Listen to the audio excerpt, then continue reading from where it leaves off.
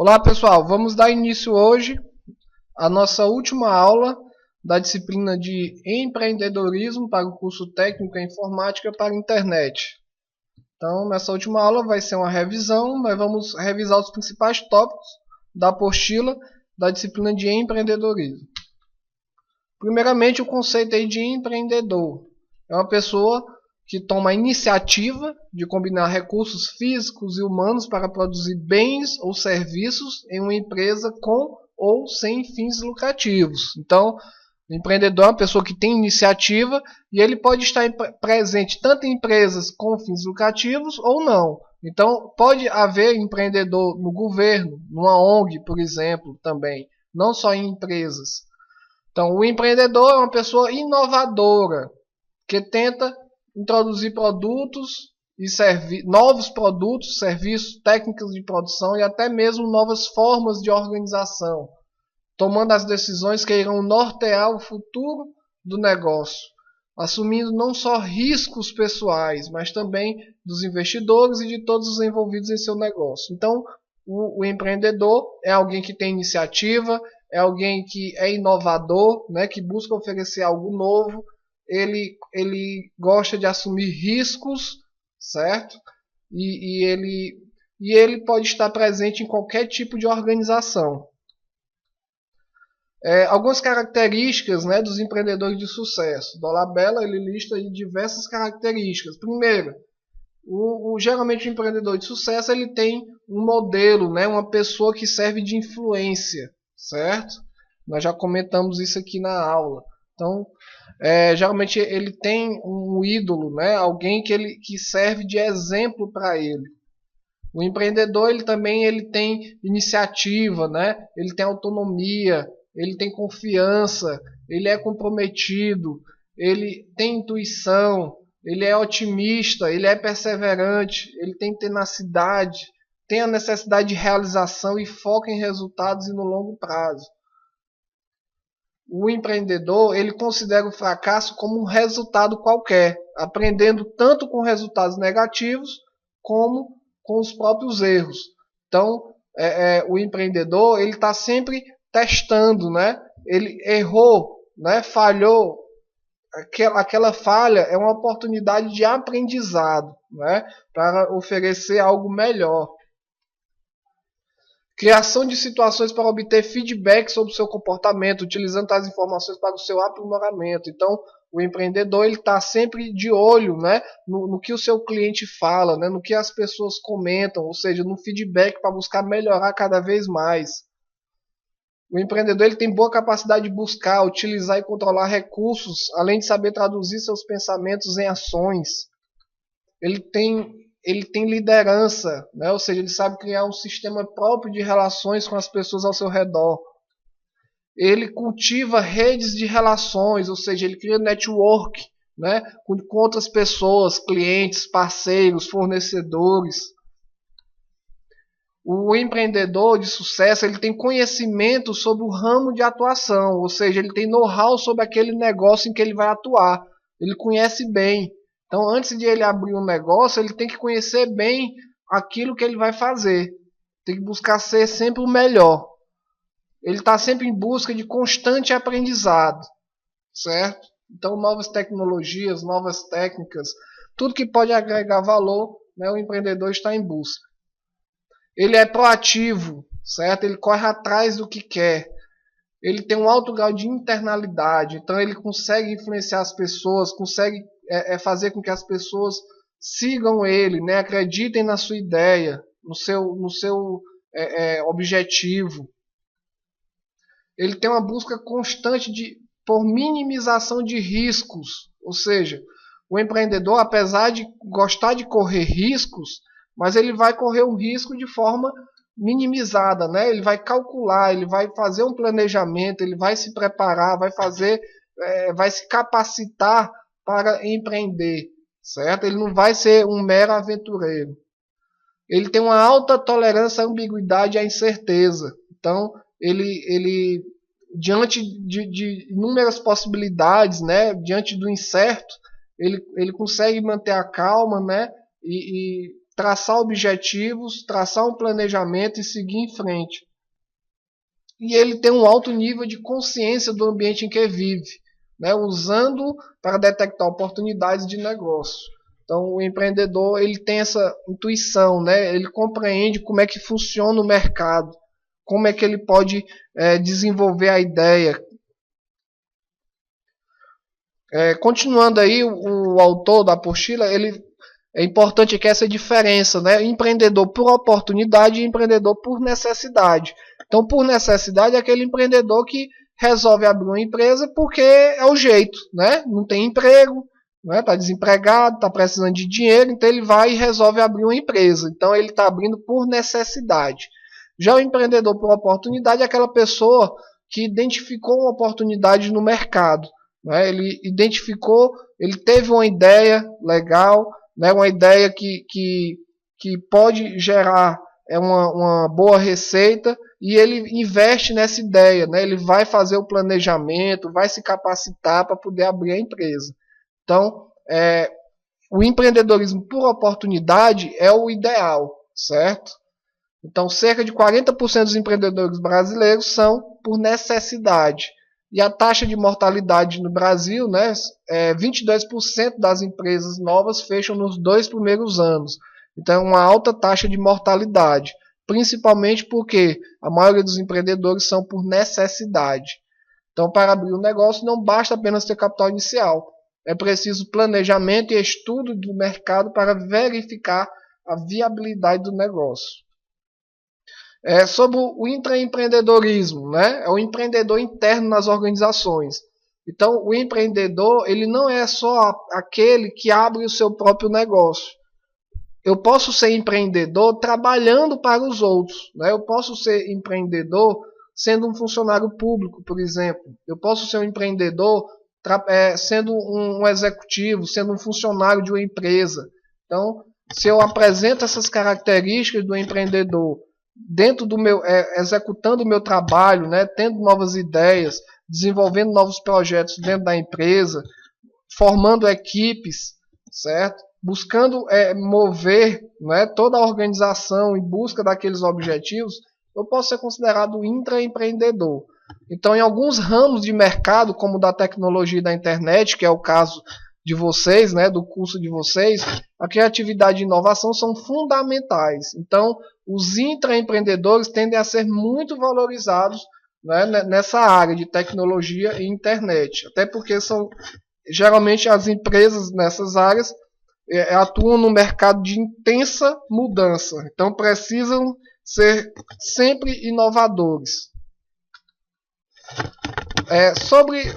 No capítulo sobre estratégia organizacional, acredito que a parte mais importante aqui é quando fala sobre as estratégias genéricas de Porter, né? Que pode ser a diferenciação, enfoque e liderança de custo. Então, a estratégia de diferenciação é quando a empresa, né, ela vai investir, né, em alguma característica que a torne única no mercado. Então ela vai, por exemplo, pode ser a marca, né? Pode ser a qualidade do produto, ou um recurso tecnológico que os outros não têm, certo? Ou a qualidade no atendimento. Enfim, existem diversas características, né, que a empresa pode se diferenciar no mercado. Então, quando a empresa ela consegue se diferenciar da concorrência, ela pode até mesmo cobrar mais caro do cliente, né? Porque o cliente valoriza, percebe que aquilo ali percebe que vale a pena pagar um pouquinho mais caro pelo serviço ou produto daquela empresa. Então, existe essa estratégia de diferenciação. Na estratégia do enfoque, a empresa ela busca atender bem um determinado segmento de mercado. Então, ela escolhe um determinado público-alvo, certo? E busca atender da melhor forma possível aquele público. Então, como aquele público é bem atendido por aquela empresa, aquele público se torna fiel àquele negócio. Então, essa empresa pode até cobrar um pouquinho mais caro também. Então, é uma estratégia muito interessante, né, adotada aí pelas empresas. Então, colocamos aqui alguns exemplos, né, por exemplo, Netshoes. Ela tem um nicho, o pessoal que gosta de esporte, certo? Então, Bebê Story, qual é o nicho delas? Atender os pais, né, de crianças, de bebês. Então, a estratégia de enfoque, a empresa vai buscar atuar, atender bem um determinado segmento de mercado. Já a estratégia liderança no custo, né, o nome já está dizendo aí, nessa estratégia a empresa busca oferecer o menor preço possível. Né? Ela busca formas de ser mais eficiente, né? Obter ganhos de escala para poder oferecer um preço melhor, né? Mais competitivo. Então, muitas empresas adotam essa estratégia, certo? De ter o menor preço, certo? Então, muitas vezes até a empresa deixa de não se preocupa com a qualidade do produto para poder oferecer o menor preço. Então, existe um público, né, um determinado tipo de cliente que preferem comprar nessas empresas, né, que oferecem o preço mais baixo. Muito bem. Porter diz que nem sempre a estratégia da empresa é pura, né? A estratégia da empresa é só liderança de custo, é só diferenciação, é só enfoque. Não. A estratégia da empresa é uma mistura, né, de cada uma desses tipos aí. Então, existem empresas, por exemplo, quando tem uma vantagem como vantagem competitiva o custo, né, mas para atender todo o mercado, adota uma liderança de custos. Já quando busca a vantagem do menor custo, buscando atender um determinado segmento de mercado, ou seja, um enfoque com liderança de custo, buscando atender todo o mercado, oferecendo a exclusividade, o que é a diferenciação. Já buscando oferecer a exclusividade para um determinado segmento, é o que é enfoque com diferenciação. Pode haver ainda também estratégias de integração, né, de liderança de custo com a diferenciação. Enfim, cada organização, cada negócio elabora a sua estratégia, né, de acordo com a concorrência, com a clientela, com o momento do mercado. E outro aspecto interessante aqui a respeito da estratégia é que a estratégia ela deve ser flexível e adaptável, certo? A estratégia ela não pode ser rígida, certo?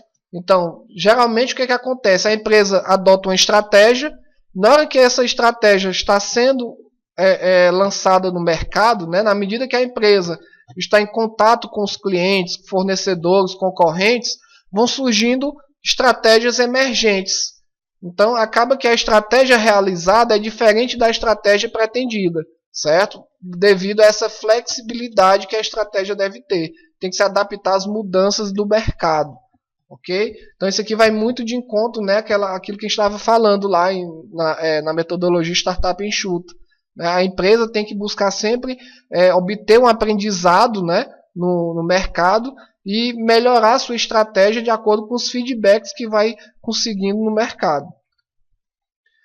Outro tema importante para o empreendedorismo é a pesquisa de mercado. Certo? É muito importante o empreendedor realizar pesquisas de mercado para entender bem quem é o seu cliente, quem são os seus concorrentes, quais são, como é que está o mercado, ok? Então, a pesquisa de mercado diz respeito à busca de informações relevantes para o negócio, seja antes ou depois do início das atividades da empresa. Então, a pesquisa pode ser feita antes de abrir a empresa, ou seja, eu vou buscar compreender melhor como é o mercado, concorrência, a viabilidade do negócio. Como também depois, ou seja, eu vou fazer pesquisas para verificar, por exemplo, o grau de satisfação do meu cliente, né? Saber se o cliente foi bem atendido, saber como é que o cliente avalia o meu serviço e o do meu concorrente. Então, existem diversas informações relevantes que eu posso buscar através da utilização de pesquisas. Alguns tipos de pesquisa. Existem pesquisas para identificar problemas e pesquisa para encontrar soluções para os problemas. Existem pesquisas que vão ser aplicadas junto ao público interno da empresa, ou seja, os colaboradores, e também pesquisas junto ao público externo, né, clientes, fornecedores, consumidores. Existem pesquisas bibliográficas, em que eu vou buscar informações em estudos já realizados por outras pessoas, Existem pesquisas documentais, que eu vou buscar em documentos, né, onde os dados estão bem brutos ainda, não foram feitos estudos em cima desses documentos ainda. E também existem as pesquisas de campo, que são talvez as mais utilizadas pelos empreendedores. Nessa pesquisa de campo, o pesquisador, né, ele vai mesmo atrás das pessoas, né, aplicando questionários, entrevistando as pessoas para obter as informações. As pesquisas, né, no caso as pesquisas de campo podem ser quantitativa ou qualitativa. A quantitativa são aquela pesquisa em que eu vou dar as alternativas, né, A, B, C, D, né, para a pessoa marcar, por exemplo. Na pesquisa quantitativa eu posso aplicar milhares de questionários, né, são mais fáceis de eu tabular os dados. Já na pesquisa qualitativa, eu vou utilizar perguntas subjetivas. Então, eu já vou fazer com um pequeno número de entrevistados. Na pesquisa qualitativa, eu vou encontrar informações mais detalhistas. Quanto aos dados, existem os dados primários, são aqueles que não estavam disponíveis antes da pesquisa, ou seja, são aqueles dados que o pesquisador vai criar, né, através das pesquisas, são o resultado, por exemplo, de questionários e entrevistas. E existem os dados secundários, que já estavam disponíveis antes, né, da pesquisa. Então, por exemplo, a pesquisa bibliográfica seria um exemplo de dados secundários. Pesquisando na prática, né? Então, para o empreendedor, né, iniciar um novo negócio, primeiro ele tem que identificar o público-alvo, certo? Quem é meu público-alvo que eu devo pesquisar? Depois eu vou buscar, né, se perguntar quais seriam as informações relevantes, né, que indicariam a viabilidade do novo empreendimento. Tem a ver aqui com aquelas hipóteses, né, que nós estávamos falando no outro vídeo. E onde seria possível buscar essas informações? Algumas fontes de informações, né, associações comerciais, SEBRAES, órgãos do governo, né, universidades, revistas e pesquisas, né, junto ao consumidor. Alguns objetivos da pesquisa: identificar o perfil do futuro comprador, saber o que esse consumidor está comprando atualmente, conhecer os motivos que levam o comprador a escolher entre uma loja e outra, identificar demais hábitos do comportamento desse consumidor, como a maneira de comprar, a frequência da compra, que tipo de mídia ele costuma assistir, enfim. A pesquisa, né, vai buscar conhecer bem quem é esse meu cliente, certo? Conhecendo bem esse cliente, eu vou poder oferecer um serviço ou um produto adequado ao seu gosto. Algumas formas de se fazer a pesquisa. Então, buscando, né, informações setoriais, entrevistar, né, ou aplicar questionários com clientes, né, buscando descobrir o que tem valor para eles, entrevistar fornecedores e concorrentes, acompanhar e descobrir o maior número de informações sobre o funcionamento das empresas que serão concorrentes no mercado. E quando a empresa já estiver em funcionamento, né, uma outra forma de fazer pesquisa pode ser entregar formulários aos clientes para que deem uma nota, né, por exemplo, ao atendimento ou deem sugestões. Isso é um hábito simples desse, já é uma forma de pesquisa de mercado. Então, uma forma também muito acessível e útil, né, para fazer pesquisa é utilizando aí o formulário Google, que nós passamos uma atividade para vocês. Por fim, na unidade 3, falamos sobre o plano de negócio. Então, o plano de negócio é o que? É um documento que descreve por escrito os objetivos de um negócio e quais passos devem ser dados para que esses objetivos sejam alcançados, diminuindo os riscos e as incertezas. Então, o plano de negócio é o documento que vai resumir todo o planejamento da empresa, certo? Lá vai dizer, né, vai apresentar tudo, né, referente àquele negócio.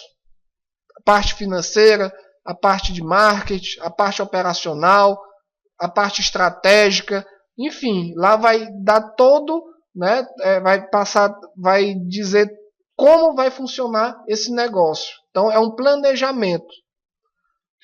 Então, a partir do plano de negócio, da elaboração do plano de negócio, né, vai ser permitido que se identifique e restrinja, né, os erros apenas no papel, ao invés de cometê-los no mercado.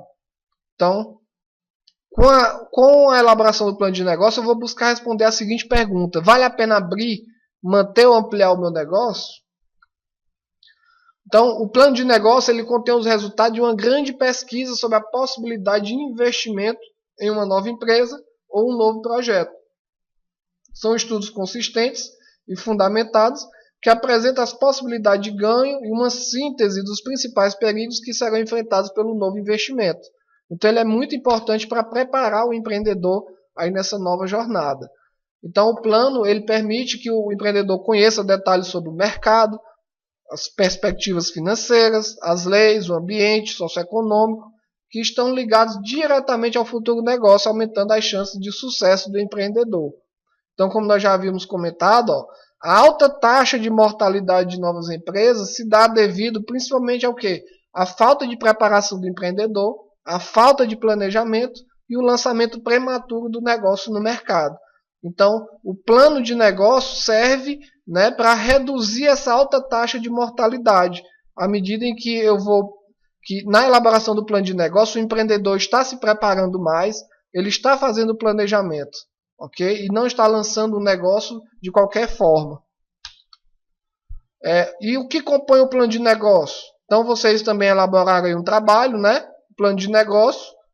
Ele pode ser dividido de diversas formas, né? Mas nós demos aqui como sugestão a seguinte, né? A capa, o sumário executivo, que vai apresentar um resumo, né, do plano de negócio, que vai servir para quem lê o plano de negócio, verifique se tem interesse em continuar lendo, né, o restante das páginas.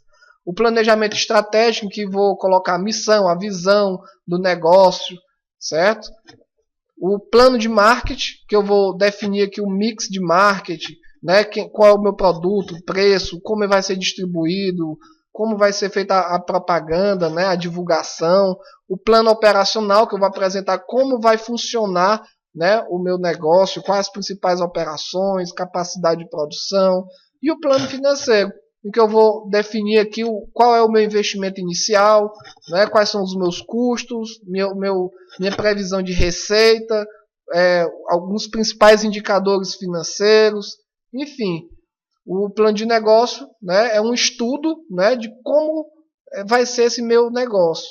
Será se ele vai ser viável? Né? Então, a partir desse estudo aqui, dessa investigação que o empreendedor fez, ele vai verificar, né, se esse negócio aí tem realmente viabilidade. Então, independente da estrutura adotada, né, o plano tem que ser feito a partir de fontes confiáveis, né, de informação. Tem que buscar evitar ao máximo o achômetro, ok? Então, buscar fontes confiáveis. E,